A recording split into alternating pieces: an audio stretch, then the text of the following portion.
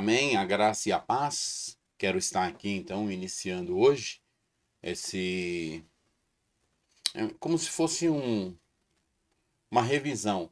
Nós falamos ontem no culto sobre ações da lei, ações que anulam Cristo. E como todos sabem, um culto é muito dinâmico. Você tem muita explosão e eu não quero gastar mais do que um dia com esse assunto, embora ele seja muito delicado. Por isso que estou fazendo isso. Então, quero estar aqui repassando os cards sobre a questão da lei para que nós possamos não ter dúvidas, ok?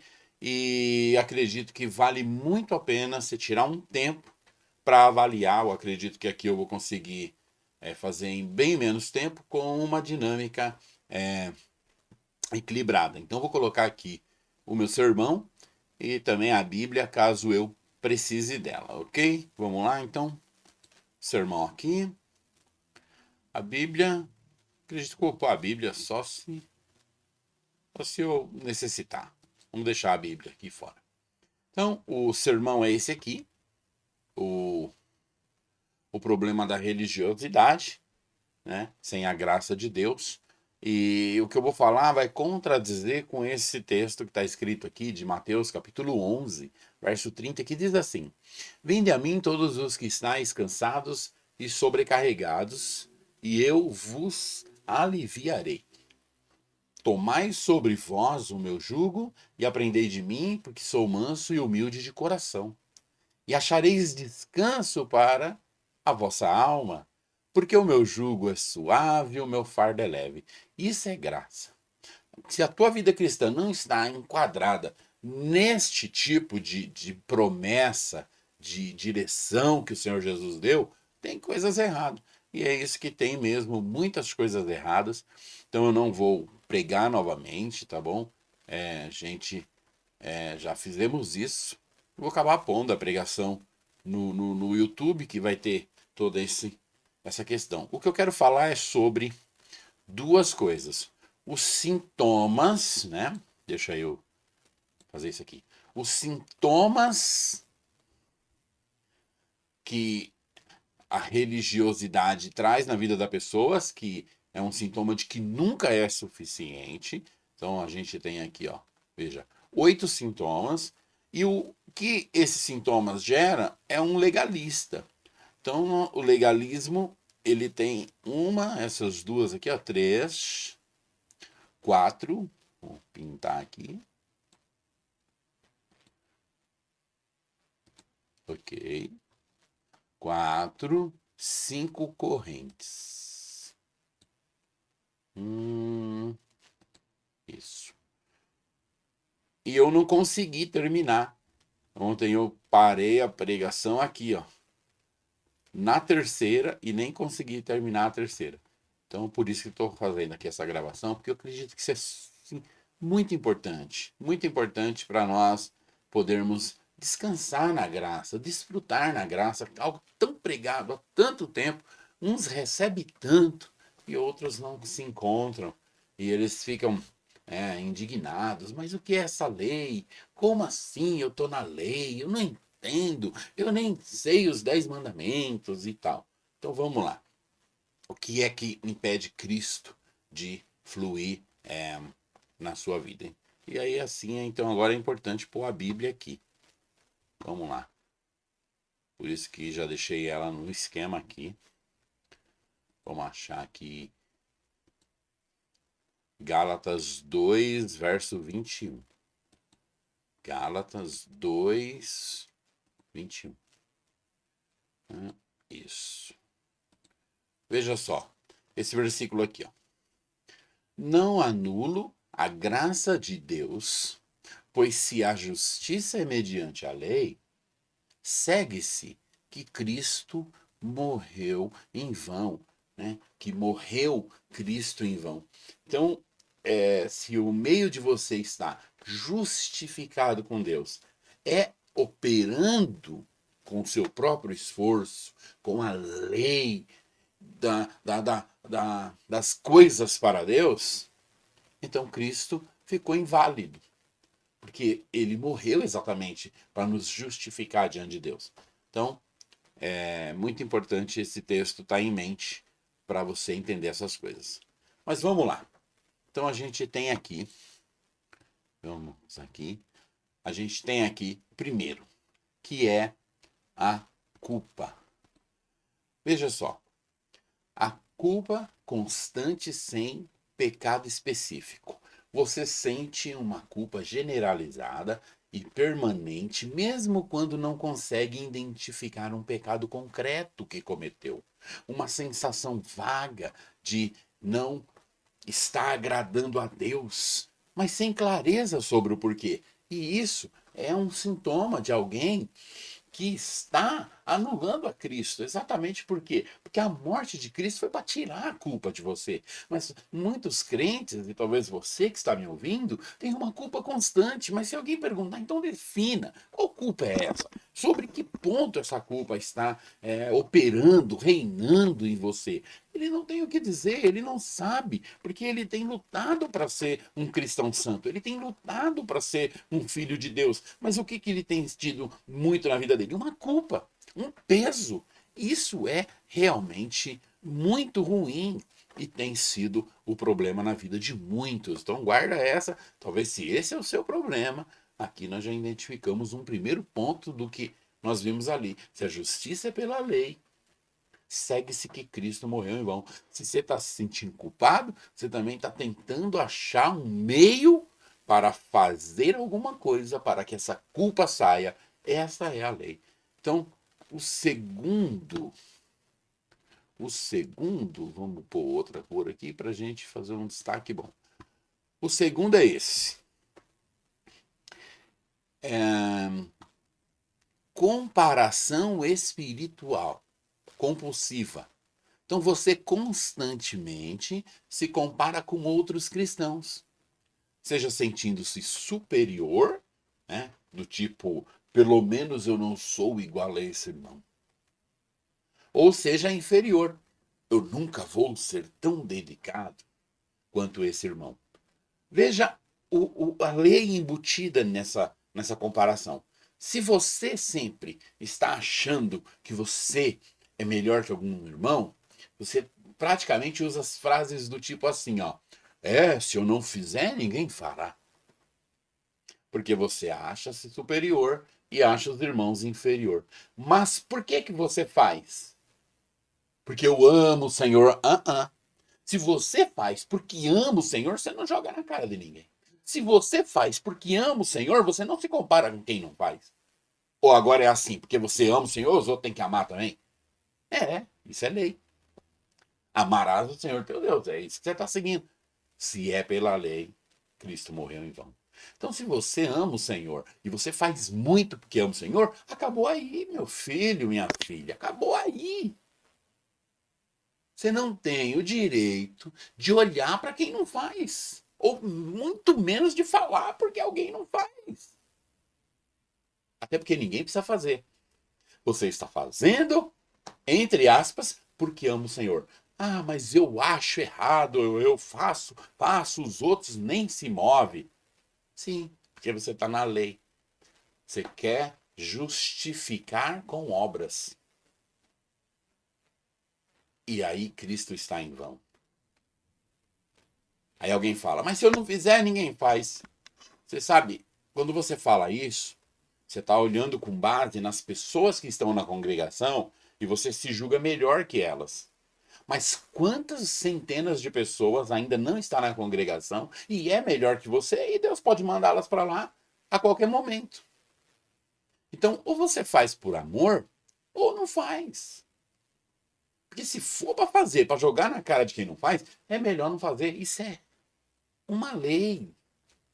Você nunca vai fazer o suficiente para agradar a Deus. Mas se você faz para humilhar o irmão, está anulando a Cristo. Outros são o contrário. Eles são um sentimento inferior. Eu nunca vou ser tão dedicado quanto este irmão. E isso é uma lei para quê? Para você se esconder, para você enterrar o seu talento. Se eu fosse igual ao irmão, eu faria. Mas eu não sou. Deus não me fez assim. Então, essa inferioridade que faz você gerar essa comparação mostra que você entende algo. Se eu fizesse mais, eu teria mais. Aí está a lei. Aí está Cristo nulo. Aí está a falta da graça. Vamos para o terceiro. O terceiro que vou fazer assim, um amarelo e um verde, um azul. Então o terceiro é esse aqui. Incapacidade de descansar espiritualmente. Então você não consegue simplesmente estar na presença de Deus sem sentir que deveria estar fazendo algo mais produtivo. Momentos de quietude parece perda de tempo. Ou seja, o que acontece com muitos irmãos? Não tem na agenda dele o descansar. Ele até acha assim, então não quer que eu faça nada, eu não vou fazer mais nada. Quer que eu descanse? Ele pensa assim, descansar e não fazer mais nada. Mas não é isso que a palavra está falando, não é isso que eu estou querendo dizer. A questão é que quando você põe algo nas mãos de Deus, principalmente você que quer as transformações dos seus maridos, filhos, esposa, pais, mães, quando você ora a Deus para que Deus intervenha na vida de uma dessas pessoas para mudá-los, você precisa crer que Deus vai fazer. E para crer, você precisa aprender a descansar. Mas o que acontece na maioria das vezes? Você faz lá uma oração, Senhor, meu marido, estou pondo ele nas tuas mãos, eu não aguento mais, ele não muda nunca, eu já não sei o que eu faço. Toma uma providência, paizinho querido. O que o paizinho querido faz? Sim, vou tomar. E você fez essa oração antes de dormir, aí você dorme. Quando você acorda, primeira coisa que você faz é quebrar o pau com o homem. Que você não mudou. Ele não mudou enquanto dormiu. Aí você, mas eu não aguento, pastor. Eu sei que não aguenta. Você acredita que a obra é na lei, é na paulada, é no braço, é fazer. Você precisa aprender o poder que é deixar na mão de Deus. Quando você souber como Deus faz mudanças nas pessoas, você nunca mais briga, dá um grito. Você não perde mais o seu tempo. Você vai só deixar na mão do Senhor. Ah, como é maravilhoso. Essa tem sido minha vida. E eu tenho sido muito abençoado com essa vida. E louva a Deus. Não estou te falando algo que está escrito aqui, não. Até porque foi eu que escrevi isso aqui, tá? Não peguei no livro de ninguém. Mas eu vivo isso. Eu vivo essas coisas. Próximo. Vamos lá. Medo de perder a salvação. Eu disse isso no culto, vou repetir. Não quero gastar um tempo aqui, porque eu acredito que nós somos uma igreja que tem as ferramentas corretas e nós ensinamos direito, tem nossos cursos. E se você tem um problema de achar que perde a salvação, aí você precisa falar comigo pessoalmente, porque é bem maluco. Mas uma pessoa que acha que perde a salvação, cada tropeço que ela tem moral, ou até mesmo em outro sentido, ela questiona se é salva mesmo. Será que sou salvo mesmo? Será que eu vou estar agradando a Deus? E se eu perder minha salvação? E aí fica pensando nesse versículo que fala aqueles que caíram da graça, ou naquele outro que fala da apostasia. Vive uma vida de insegurança total, é muito ruim. Você nasceu de novo hoje, mas amanhã você cometeu um pecado, aí você morreu. Não, aí o que você nasceu não vale mais. Agora você vai nascer de novo. E no meio da sua vida cristã, você vai nascer de novo umas 500 mil vezes. E torcer para assim um dia você morrer na hora da morte ou na hora do arrebatamento, você tá salvo. Porque já pensou? Ai meu Deus, se a hora que o Senhor vir eu tiver acabado de cair, pronto para voltar e não deu tempo, né? Como se Deus fosse esse carrasco que está rindo da sua cara agora, porque você brincou com ele. O papo das pessoas é esse, né? Vamos parar de brincar com Deus e lá, lá, lá, e lá, lá, lá. Ok. Então, o quinto. Quinto. Exaustão espiritual crônica. Essa é a vida de muitos dentro da igreja. A vida cristã de alguns irmãos parece um peso esmagador. Ao invés de ser uma fonte de alegria, de vida, uma fonte. É ao contrário, é uma fonte de cansaço, é uma fonte de obrigações. Você secretamente tem inveja dos ímpios, porque eles estão sempre na vida boa.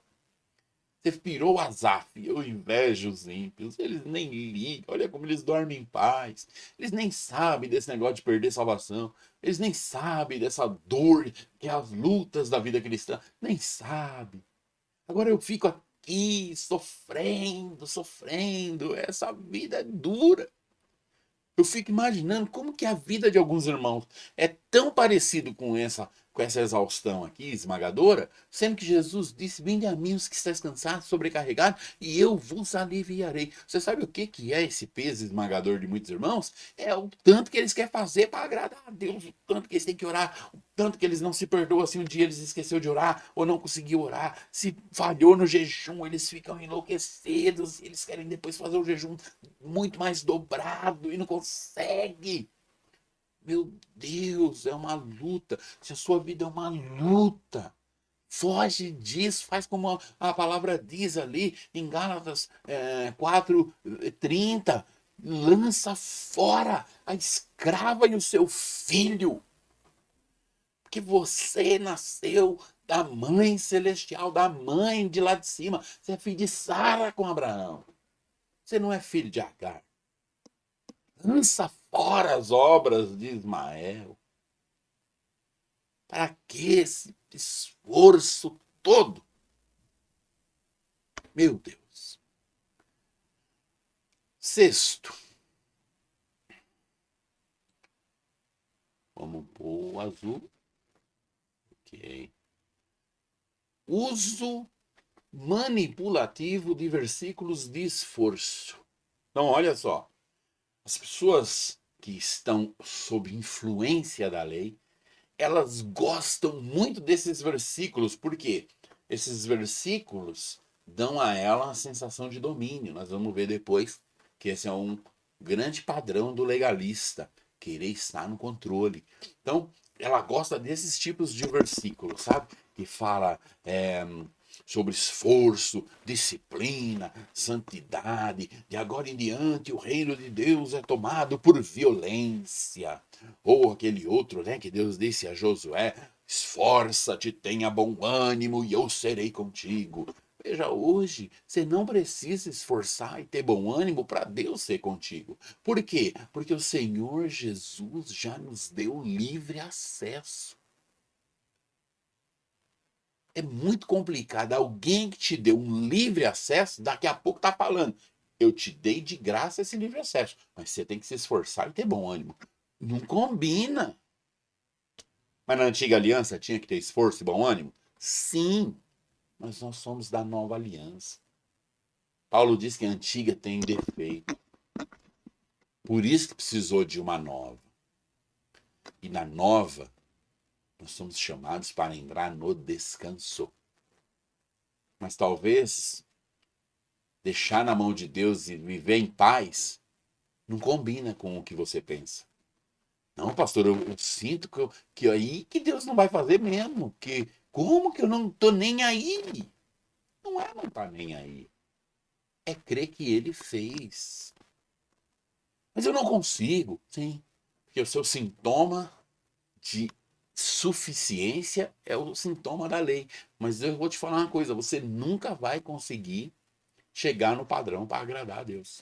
Porque o padrão é Jesus. E nós não vamos ter esse padrão nunca. Por isso que sempre vai dar errado. Vamos avançar. Performance pública versus realidade privada. Então você mantém uma aparência de cristianismo vitorioso em público, mas em particular você está desmoronando. E há uma dissonância crescente em quem você projeta ser e quem você é. Olha quantos irmãos e irmãs estão nisso. Na igreja são grandes homens e mulheres de Deus, a graça e a paz, louvado seja o nosso Senhor, firme e forte varão nas promessas do Salvador. E aí o outro diga, amém, aleluia. E você, minha amada, aos pés de Cristo. E ela fala sempre. E eles então têm aquele enredo de um cristianismo rebuscado, refinado, com palavras tão pomposas. Mas quando chega em casa, lasca o pau em todo mundo, fala que tá triste, que não tá aguentando mais, que não sabe se vai continuar. Por quê? Porque o cristianismo dele é uma performance pública. Preciso cumprir, eu preciso cumprir o protocolo de crente. Lei. Lei. E às vezes ali numa rodinha de 4 pessoas, eles têm 4 crentes vivendo um personagem, atuando numa figura que não condiz com quem ele é. Quando esses mesmos 4 chegar em casa, eles viram o assunto da fofoca, da ira, do desespero, das chantagens. Misericórdia. E o oitavo,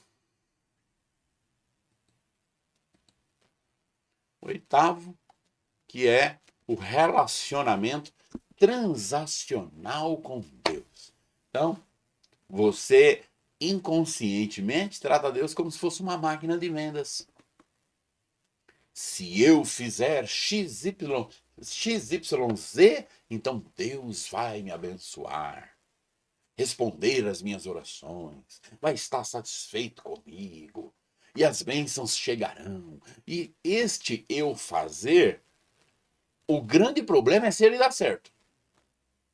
Por quê? Porque se dá certo, aí você vai falar, é assim mesmo.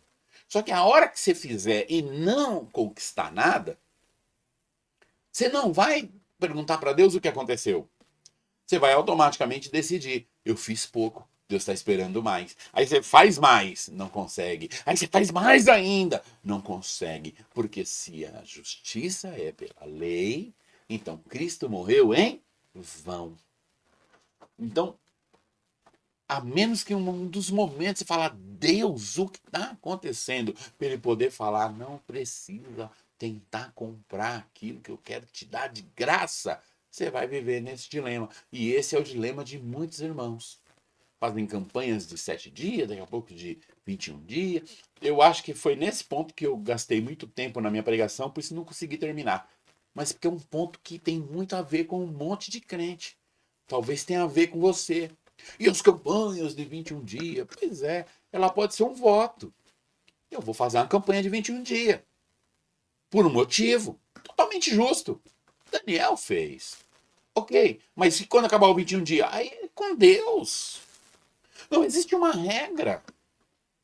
A menos que você fala, eu vou orar por isso até que Deus faça. Aí não é 21 dias, é até que Deus faça.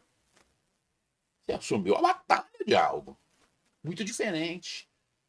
O grande problema é que os irmãos, eles criam uma fé de que aquela porção de dias, aquela porção de situações, aquela porção de atividades que envolve oração, jejum e leitura bíblica, vai produzir aquela bênção que ele estipulou.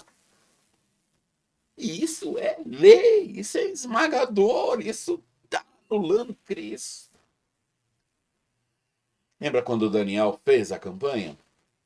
No 21º dia, o anjo chegou nele. Aí qual foi a conversa do anjo? Daniel, homem muito amado. Quero dizer uma coisa. Do primeiro dia que você se propôs a orar, eu vim.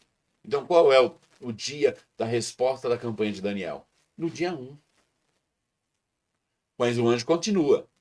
Do primeiro dia que você se propôs a orar, eu vim. Mas o príncipe da Pérsia se colocou no meu caminho para me impedir. Então os anjos lutaram 21 dias, até que Miguel veio para a peleja para liberar aquele arcanjo de chegar até Daniel. E ele, depois que entrega para Daniel o que Daniel estava buscando, ele fala: eu estou voltando porque a briga lá continua, eu vou voltar para a guerra. Então, a questão é, o nosso relacionamento com Deus é um relacionamento de aprendizado, de servo, de soldado, de igreja, mas principalmente de filho. E ele vai cuidar de nós com a sua bondade, com o seu amor, com o seu tempo, com a sua porção. Não nós é que vamos dar a ele um conteúdo de entrega em troca de uma quantidade de bênçãos estipulada por nós. Isso é ativismo da lei, anula Cristo. Veja, você tem tempo demais até agora com ele. Então vou avançar por isso. Que é o segundo, que é o legalismo. Eu não vou te explicar o que é legalismo. Está bem explicadinho lá na pregação. Vai para o YouTube, dá uma lida lá, dá uma olhada, né? A lida, dá uma ouvida. E vai estar também pronto para ler. Correntes que prendem a pessoa no legalismo. O legalismo, aquilo ali são sintomas. Aqui é a ação. Então, aqueles sintomas de nunca é suficiente faz você se tornar um legalista. E o legalista, então, é a pessoa que faz a grande mistura da lei com a graça. Então, a primeira fonte do legalismo é o, é o controle, é a ilusão de controle. Vamos ler. O legalismo promete algo extremamente atraente.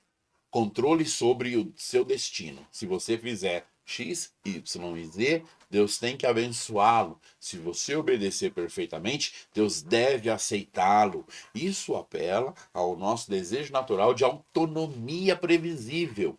Queremos fórmulas que funcionem, queremos poder garantir nosso relacionamento com Deus através das nossas ações. O legalismo oferece exatamente isso, uma ilusão de que você está no controle. Então, o que é essa ilusão? Se eu souber quantas orações Deus quer, quantos jejum Deus quer, quanto da Bíblia Ele quer que eu leia, a hora que eu fizer isso, eu sei que vou ser abençoado. Agora, qual é a graça? Eu sou filho, eu sei que vou ser abençoado, então eu creio. Não é mais fácil? É, mas o que o legalista crê e ensina para os outros? Você tem que fazer por merecer. Isso é totalmente antibíblico, anticristo. Fazer por merecer, meu Deus. Sendo que ele vai nos dar um favor imerecido. Então, este é o problema do legalista, que ele quer ter essa ilusão de controle daquilo que ele vai fazer com aquilo que Deus vai fazer por ele. Segundo aqui, a segunda corrente, é o orgulho disfarçado de humildade. Eu temo que na pregação, a partir desse momento, eu já não estava indo muito bem, porque estava muito em cima da hora. Aí eu fui tentar correr, e quando você tenta correr, não dá certo. Então vamos lá. Paradoxalmente, o legalismo alimenta orgulho, enquanto aparenta promover humildade. Como?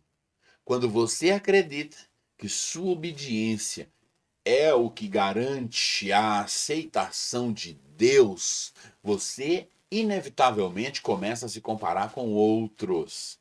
E há sempre alguém menos dedicado que você.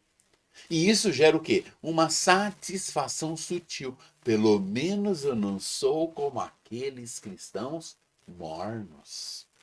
tem aqui o versículo, mas embaixo esse outro texto diz assim: ele está listando suas conquistas espirituais, estando orgulhoso de seu desempenho, pensando que isso o tornava superior. Jesus diz que ele voltou para casa não justificado. Então, o que é esse cristão legalista, orgulhoso, disfarçado de humildade? Ele faz as suas obras e ele olha para aqueles irmãos que não faz as tais obras e ele se sente feliz. Olha como é sutil a forma de você perder sua bênção. O que gera esse tipo de cristão? Geralmente, em algum ponto, ele fica muito enlouquecido quando alguém que é simplesinho é abençoado. Porque ele tem se convencido de que ele, que faz muitas coisas, está sendo abençoado. Enquanto o outro, que não faz quase nada, é que tem que sofrer. Porque quem manda ele não fazer nada? A igreja está aí para todos fazerem. E ele então transformou a bênção de Deus em algo que você faz algo para merecer. Isso é lei. Se a justiça é pela lei, então morreu Cristo em vão? E Cristo não morreu em vão, mas Cristo morreu para nos abençoar. Então, se você tem esse orgulho disfarçado de humildade, você é um legalista. Você podia ser muito mais abençoado, mas você está preso nessas correntes. Essas correntes do você é muito bom e melhor que os outros. Mas pastor, você quer que eu faça o quê? Se eu sou mesmo, eu vou ficar falando, oh, bom, é você. Não, você não fala nada. Você não está fazendo nada para você. Você não está fazendo nada de você. A obra de Deus é Deus agindo em nós. Se na tua obra não é Deus agindo em você, então você nem legalista, você é carnal. Se morrer, ainda vai para o inferno. Porque se você é de Cristo, já não vivo mais eu, mas Cristo vive em mim. Então por que eu consigo fazer essas obras? Porque Cristo está fazendo ela em mim. Mas se é Cristo que está fazendo ela em mim, qual é a minha glória? Zero. Então quanto que eu sou superior a algum irmão? Zero. Ah, mas aí é injusto eu fazer tanto e o outro não fazer nada e no fim a gente ganha tudo igual. Não é assim que funciona. Uma outra hora nós falamos da visão dos vencedores. Alguns ganharão galardão, outros não. Então Deus não vai aceitar a obra de ninguém. Então se você tem feito, ainda que Deus em você, ele vai te pagar por isso. Mas a bênção dele é para todos os filhos. Todos os filhos. Vamos então para a terceira corrente. A terceira corrente ela está dividida aqui em dois pontos, que é o medo disfarçado de reverência. Então, olha só, o legalismo não pode funcionar sem medo. Isso é um fato. Se tem legalismo, tem o medo. Mas qual medo? Ele gera um medo para funcionar e ele funciona pondo o medo nos outros, porque ele crê no medo. O legalista crê no medo. Então, é o medo que mantém as pessoas na linha.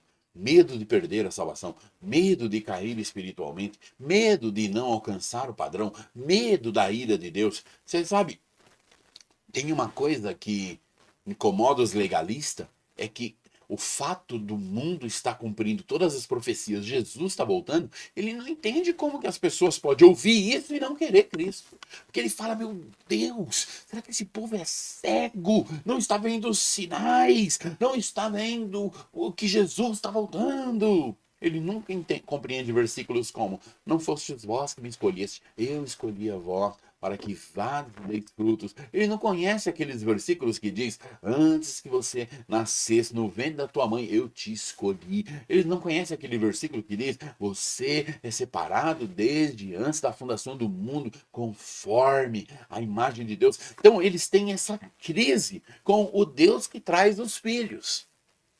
Ele acha que os filhos vêm porque ouviu e foram convencidos. E aí eles falam que Jesus está voltando, que o anticristo vai matar todo mundo, e ninguém liga. O povo fala, vocês são malucos. O legalista não consegue entender um negócio desse. Mas de um legalista para o outro, eles ficam em êxtase. Ai, eu quero ficar tão firme, Jesus está voltando, não quero ficar na mão do anticristo. Eles falam mais de anticristo do que de Jesus, o legalista. É terrível o legalista. Porque ele vive com medo. Na sua aljava, a sua flecha é o medo. Eles não dão Jesus para as pessoas. Eles não dão a palavra da graça para as pessoas. Eles não dão o amor de Deus para as pessoas. Um legalista jamais vai falar, vinde, e você vai viver debaixo de um jugo calmo e suave. O legalista não. Ele vai falar, vem logo enquanto é tempo, o inferno está aí de boca aberta. Por que ele prega isso? Jesus nunca pregou isso. Paulo nunca pregou isso. Os apóstolos nunca pregou isso. É isso que é o legalista. Ele vive com base no medo e ele põe o medo com base na sua pregação. Mas o seu medo é disfarçado de quê? Reverência, temor. E aí nós temos aqui os dois pontos. Ó. O temor reverente, né? Que é um profundo respeito, admiração por Deus, de adoração, de obediência. É igual as pessoas, né? Elas falam cada palavreados nojentos. Aí eu dei até o exemplo ontem. Falei, avalia. Pega essa palavra e tenta imaginar Jesus falando ela. Se você entender que Jesus falando ela tá tudo bem, então ela não tem problema. Mas se você falar, não, pastor, não combina com Jesus, então não deveria combinar com você também. É só você ser coerente. E esse é o temor. Temor de não associar o Senhor Jesus ao mundo.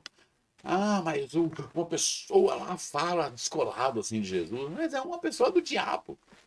Uma pessoa de Deus não fala essas coisas de Jesus. Porque se fala, porque não é de Deus. Então, o legalista tem um medo neurótico, né?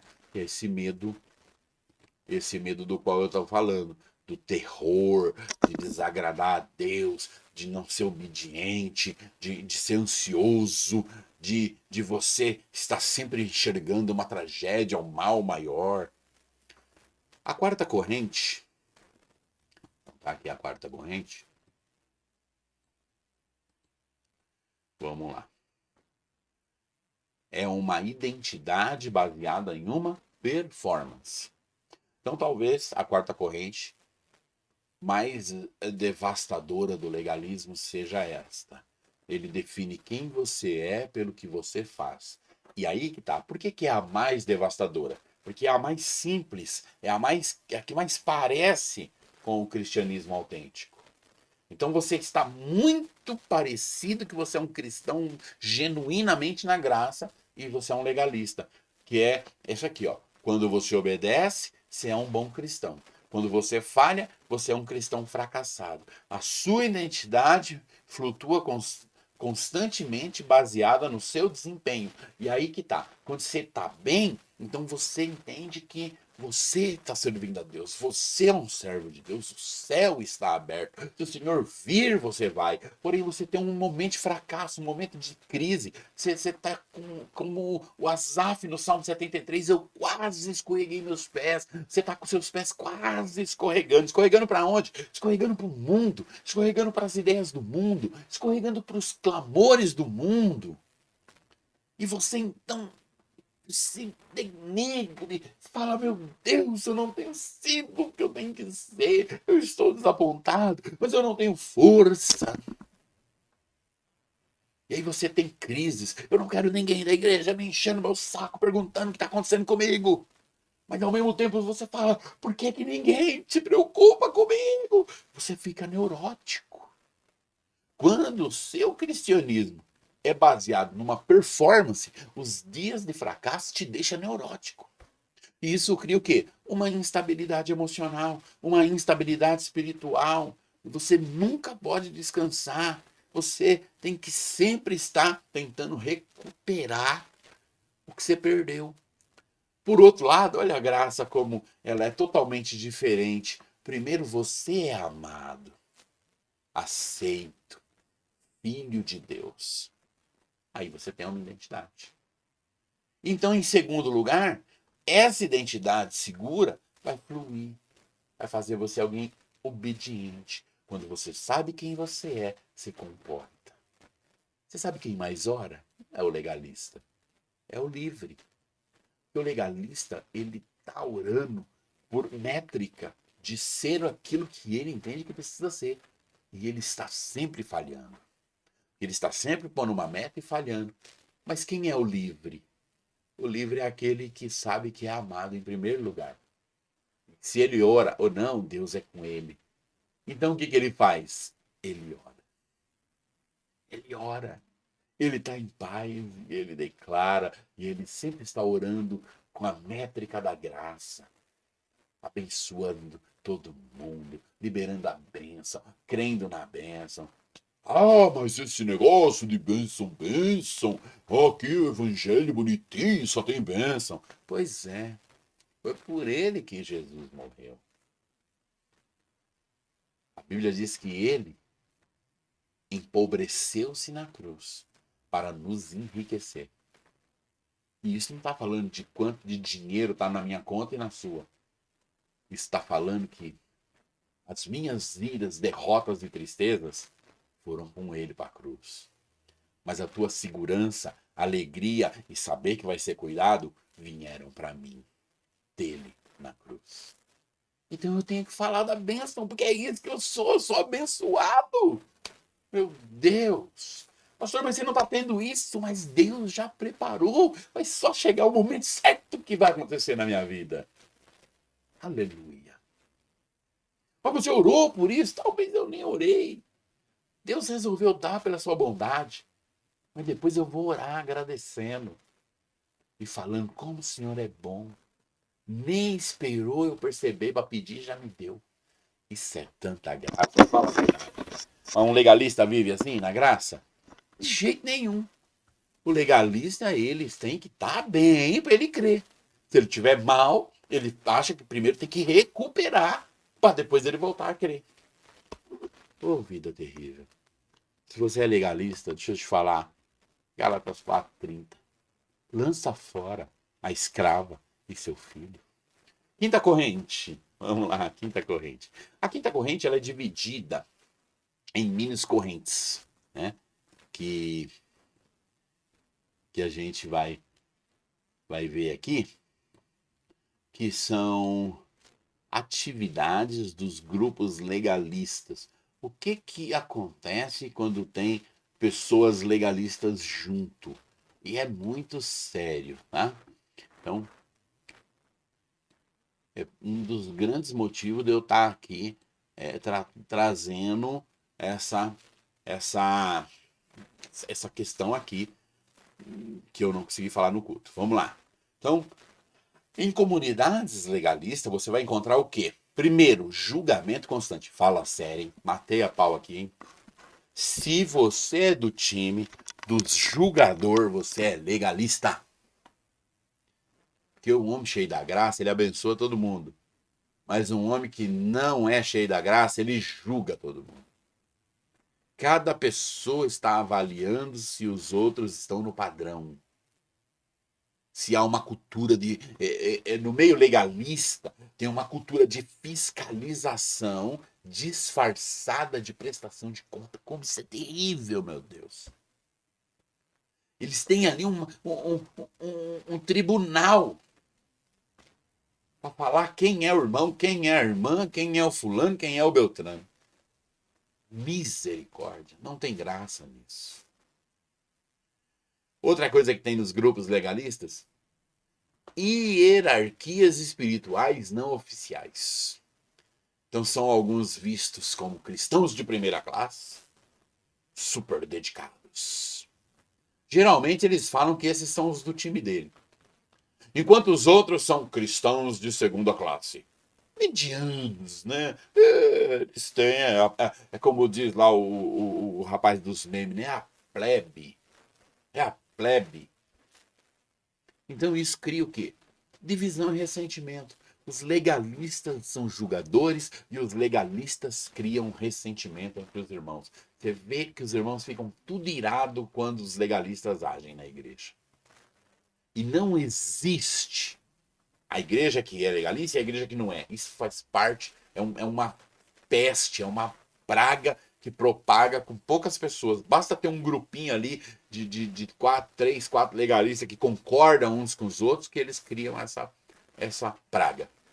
Então, é a falta de vulnerabilidade. Igual, nós somos uma igreja em célula. Olha o problema do legalismo aqui. Ó. O que é a falta de vulnerabilidade? Ninguém pode ser honesto sobre suas lutas, porque admitir fraqueza é admitir falta de fé ou compromisso medíocre. Todos então usam máscaras. O que é que acontece no ambiente legalista? Se você estiver sofrendo muito com uma causa e crê que se os irmãos orarem vai funcionar, você morre com a sua causa, porque você não pode pedir oração. Você não pode falar que está sofrendo. Você não pode falar que está titubeando na fé. Você não pode fazer como Asaf no Salmo 73. Gente, os meus pés estão quase escorregando. Eu estou querendo ir para o mundo, gente. Você pode, numa comunidade que tem um grupo legalista, você não pode. Por quê? Porque eles vão acabar com a sua vida se você falar qualquer fraqueza. Ainda que na hora eles ponham ali uma máscara, ô irmão, que coisa, bom que você falou, a igreja vai orar. Mas depois que você vai embora, meu filho, depois que você vira as costas, eles vão tirar os planos da sua vida. Não vamos mais contar com esse irmão aí é um fraco, esse irmão aí é um carnal. Eu não sei onde eu estava com a cabeça de pedir para ele estar envolvido nisso, naquilo. Meu Deus, então como você sabe disso, o que você faz? Todo mundo põe máscara. Quem tá mal, continua mal. Vive uma vida na frente dos irmãos de um jeito, outra. Olha que terrível. O que isso tem a ver com o que Jesus diz? Vinde a mim, todos que estáis cansados e oprimidos. Tem que ir para o céu mesmo, porque se você ir para um grupo legalista, você morreu. Eles deveriam ser Jesus na sua vida, mas não são. São legalistas. São cheios de lei. E se a justiça é pela lei, então Cristo morreu inutilmente. E Cristo morreu inutilmente para a prática de muitos irmãos. Porque eles são legalistas. Competição espiritual. Em vez de celebrar o crescimento uns dos outros, há uma competição sutil sobre quem é mais dedicado, quem é mais santificado, quem é mais usado por Deus. Meu Pai amado, só de você parar para fazer a avaliação quem é os melhores na igreja, você perdeu Cristo, meu irmão. Você perdeu Cristo. Você não entendeu o que é Cristo em nós. A esperança da glória. Agora você imagina, se Deus resolve entrar na brincadeira e falar, você quer competir com esses aí? Eu vou pôr 3 aqui dos bons. Eu vou pôr Paulo, Pedro e João aqui nessa igreja. Vamos olhar para você. Aí você vai embora, porque você vai falar, o pastor antes era mais humilde, agora ele só pensa nesses ali. Mas não é. Deus não vai fazer isso, porque Deus não vai entrar num jogo de um legalista. Só estou falando se fosse o caso. Mas olha que terrível. Que terrível a comunidade legalista. Ela compete. Ela fez uma obra para Cristo, no poder de Cristo, com a força de Cristo. E agora ela está pegando essa obra para fazer uma comparação com quem não fez. Para se sentir bem. Por que você não se sente bem com a vitória na cruz? Você quer se sentir bem com a oração que você fez? Puxa vida, hein? Que oração. E por fim, o legalista exclui os imperfeitos. Então, numa comunidade legalista, não há espaço para todo mundo. Aqueles que não conseguem manter as aparências são grandemente marginalizados e até excluídos da comunidade legalista. Tem uma rede de igreja que ela é tão legalista, que ela diz que todos os outros crentes do mundo que não fazem parte da igreja deles são primos deles, não são nem irmãos. Não são dignos de ser irmão. Deve ser filhos de José, né? Para ser primo. Jesus tinha um irmão, o segundo irmão de Jesus chamava José. Então a gente é os filhos de José, não somos filhos de Jesus. Mas quem é o irmão de Deus, né? Para a gente também ser filho desse irmão de Deus? Meu Jesus amado. Por que uma igreja fala uma atrocidade dessa? Porque ela é legalista. Que ela se acha tão qualificada que ela acha os outros todos imperfeitos. Só que ela não percebe que quando ela chama os irmãos de imperfeito, elas estão pondo a culpa no próprio Jesus. Que a igreja é dele, o pessoal é dele, o pessoal fala no nome dele, o pessoal reporta para ele. E eles estão falando, vocês não são dignos de ser nossos irmãos, são nossos primos. Não estão ofendendo os irmãos, estão ofendendo o próprio Cristo. O legalista é terrível. Então Jesus descreve exatamente esse tipo de comunidade quando ele criticou os fariseus. Lá em Mateus 23:4, ele diz assim, ó, atam fardos pesados e difíceis de carregar e os põem sobre os ombros dos homens. Entretanto, eles mesmo nem com o dedo querem movê-los. Olha que coisa, né?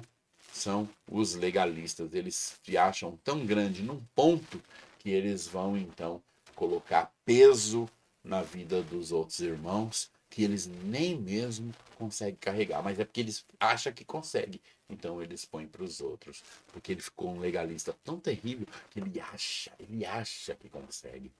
Oh, que coisa, né?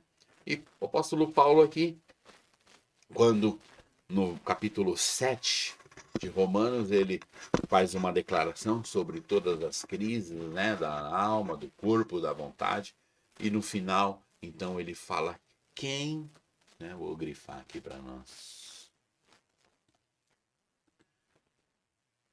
quem me livrará do corpo desta morte? Quem pode me livrar? Aí a resposta dele, né, no verso 25 é: graças a Deus por Jesus Cristo, nosso Senhor. Então, queria que você se identificou em alguma coisa aqui dessas de tentar fazer para Deus para ser suficiente, ou se você se considera alguém legalista em algum ponto, eu quero que você ore dizendo: Deus, em nome de Jesus Cristo, me livra, me livra. E eu quero orar. Deus, livra teu filho, livra tua filha, em nome de Jesus. Veja, mesmo fazendo aqui rápido, né? Ainda foi 50 minutos para terminar. Porque realmente são coisas bastante. São coisas bastante grandes, né? Coisas que envolvem muito. Talvez é que eu não tenho muito tempo, mas eu devesse fazer só a não suficiência no domingo e o legalismo no outro. Eu até pensei nisso. Mas domingo que vem é domingo de Páscoa e a gente vai ter um culto todo voltado para Páscoa. Ia ser muito ruim depois das apresentações, de toda aquela alegria. Eu vim falar, vocês são legalistas, né? Bem ruim. Então, por isso que tive que também me esforçar para fazer isso de uma vez. Faltou o ponto 3, o ponto 5, mas eu fiz todos aqui e creio que este vídeo, ou se você está ouvindo o áudio, você pode ser muito abençoado. Espero que você tire um tempo para ouvir com o coração aberto e deixando Deus falar com você. Em nome de Jesus, fica na paz do Senhor e vai no YouTube, ver também essa mensagem, como ver a mensagem do culto, que ficou muito boa, tem as introduções antes da não suficiência e antes do legalismo. Então ficou muito boa a pregação, muito esclarecedora, ainda que faltou alguns pontos, tá bom? Que o Senhor te abençoe e te guarde. Amém.